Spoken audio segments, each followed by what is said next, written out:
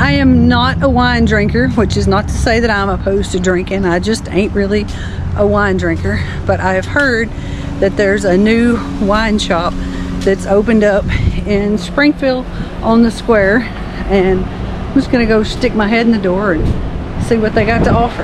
So this is a Montepulciano from the Riverland down in Australia. So you have and just $24. Yeah, so we got Australian wines, I got French wines, I got Argentinian wines, I got wines from the country of Georgia. Yeah, but you know, so many people are moving here from other places. It's amazing, yeah. And they don't want to drink Budweiser.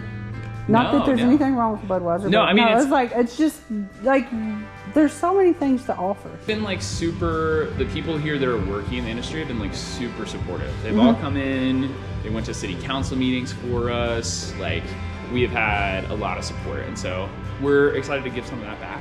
That's always a good sign when you see like young people choosing to buy their first home. It means the community's growing and they're setting down roots, and that's like something that you can't get in more transient places. Yeah, and I think that's part of the reason we're here, right? Is like because we saw how cool Springfield was and how cool it could become, and I'm excited because this is like, I told everybody, I'm like, we need to sell some booze and some cigars on the square. Like what's actually here? Yeah, like what's actually in Springfield? Because like I can find you a house anywhere, right? But it's much more challenging to find you a home. Like places like Springfield are far enough, but not too far. Yeah, that's awesome. Yeah, cool. Well, I'm Jennifer. Yeah, Jennifer. Nice to meet you. Yeah, thanks for coming in. Because here we are. This is the square on Springfield.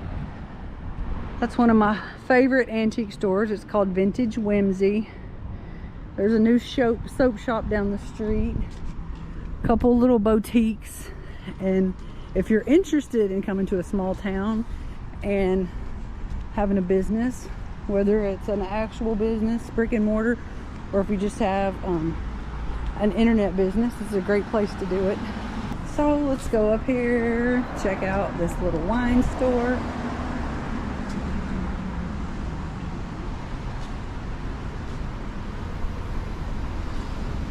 It is called Wild Vine.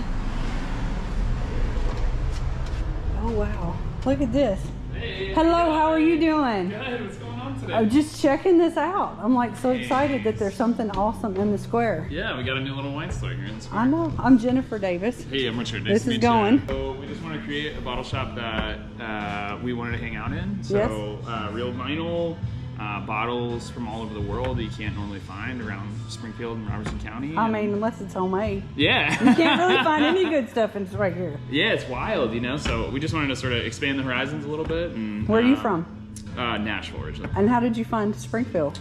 So the two other partners in the business, Daniel and Kristen, were friends of mine at a store in East Nashville I was running, and asked me to come up and help them open this place. So how's been the welcome? Super great. Everybody's been very friendly and like really excited to have different options, and so I don't know, it's all been pleasant. Yeah. Show me a bottle of wine that I would not suspect to be in here. Well, yeah, let's show you something maybe you haven't seen before. This is a cool one. Really love this wine. So this is a Montepulciano from the Riverland down in Australia. So you have and just $24. Yeah, so we got Australian wines, I got French wines, I got Argentinian wines, I got wines from the country of Georgia. Yes. I got Slovenian wines. Do you have a Gewürztraminer? I do have a Gewürztraminer. That was one of my favorites. It's like my friends had a winery in Oregon called Booty Cat. Called what? Booty Cat. Yeah, they had a big fat cat and they named it after the cat. The Gewürz? Oh, yeah, I've just got the one, the Sizzler. Yeah. So this is cool. This is from Cantina Bolzano. So really like modern winery in the really far north reaches of Italy, kind of in the Alps. That's called the Alto Adige. And so Sizzler is the name that they give to this blend, but really like crisp, clean, lots of like melon notes. That was my favorite. It was like just a little, I know it's like shame, but I put a little ice in it and drink it when it was hot. That was like one of my favorites. It's the best, yeah. Yeah, it's like nothing too complicated. And if you dig that, you'll totally dig this. This is that's a Trocken Riesling. So in Germany, they grow the vines along the riverbanks of the Mosel on these like very steep cliffs, and the river serves as a heat sink. So when it's hot outside, it absorbs the heat, and when it's cold outside, it keeps it warm. So the vineyards can thrive basically all along the riverbank. So this is one of my favorites. It's by Stein. They, do you have any American wines? Yeah, yeah. We got a little bit of everything. So yeah, so Solar Family Estate, amazing classic producer out of the Willamette. If you wanted to go something that was like a little more new age, maybe the EST, but earthy, light, like blueberry notes, so like super delicate, easy to drink. Yep. And then we got some really cool like Napa Zins. And then I've got like Cali Cab, and then this really tasty Washington Cab by JB Neufeld. Yes. This guy is the winemaker for this winery, Gilbert Cellars, which is a 5th generation cherry and apple farmers that in the early 2000s bought some vineyards and started making really cool artisanal wines. So he was working with them and did such a great job. Him and his wife bought a couple plots and make this delicious like single vineyard cab out of the Yakima up in Washington. Heard we've got a really cool pomegranate wine coming down the pike that'll be here soon.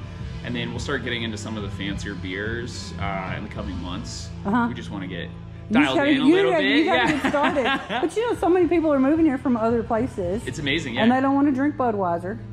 Not that there's anything wrong with Budweiser. No, I mean, it's just like there's so many things to offer. Yes, I would say it's not an either or thing. It's just like, you know, sometimes it's just having options. Yeah, sometimes I want to, you know, crank a Miller High Life, and other times I want to drink single vineyard like Zinfandel. Exactly. Well, I don't think people realize, you know, like as far as Springfield goes, it's like they talk about the tobacco money. Yep.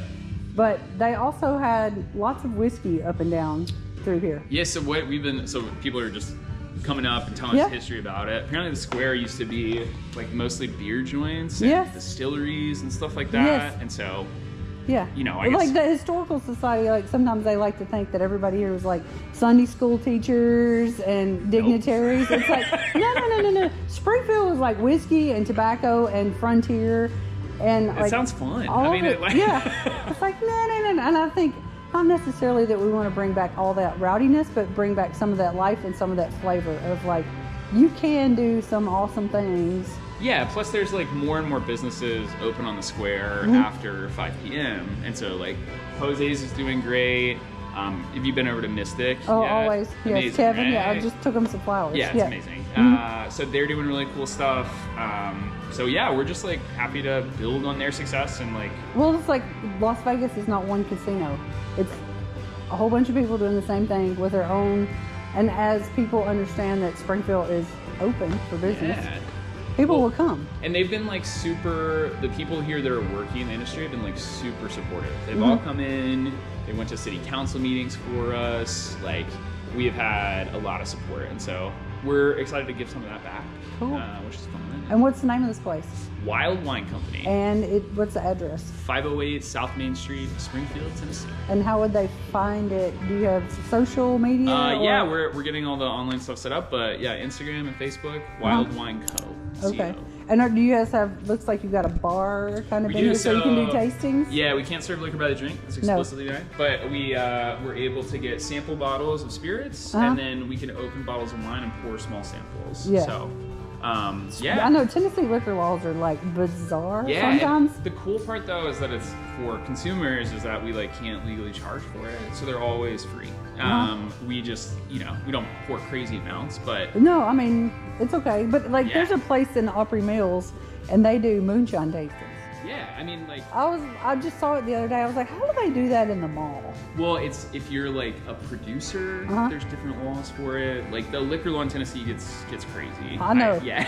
It's like in Oregon, because when I had a grocery store in Oregon, it's called Organic Sandy. Cool. And what I figured out from selling organic produce is that produce is not shelf stable and alcohol is. Right. So you can have. That's why they made alcohol. Right. I mean, it's like preserve the extra fruit they couldn't use. Right. Right. But then you have all these like micro breweries and micro vineyards. So they might only produce 15 or 20 bottles a run, like tiny little things. Right. I love that. I think that's so exciting because it's like you get like these like little flavors from like these little individual communities, because like with wine, everything matters, right? It's like where it's from, how the weather was, how the people treated the vines, how they made the wine, how it got shipped over on a container to get here to Springfield. All of it matters. And so getting into the nuance of that is like the fun of wine and exploring those different things. And so we're able to help people do that, we think, in like a pretty approachable way. So do you work in the industry? Do you... Yeah, I'm a real estate agent and then an auctioneer and tour guide of Springfield. Amazing. Yeah. Like before COVID, I had an agritourism business called Rabbit Circle. Yeah, how is that?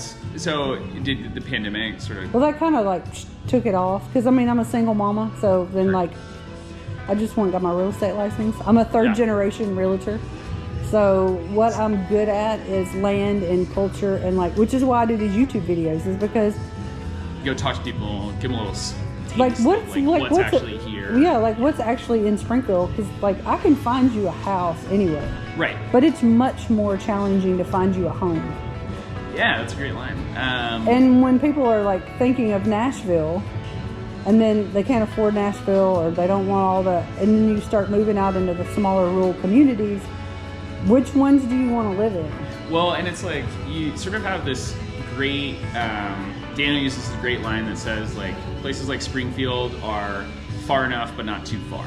They're like, you know, if you need to go to the city, it's not gonna break your day, it's not gonna ruin that, but it's quiet up here, people get to know you. And what's exciting for us is there's also tons of young people, and people in their like 30s and 40s with young kids. We've seen a ton of them come in, and so that's always a good sign when you see like young people choosing to buy their first home.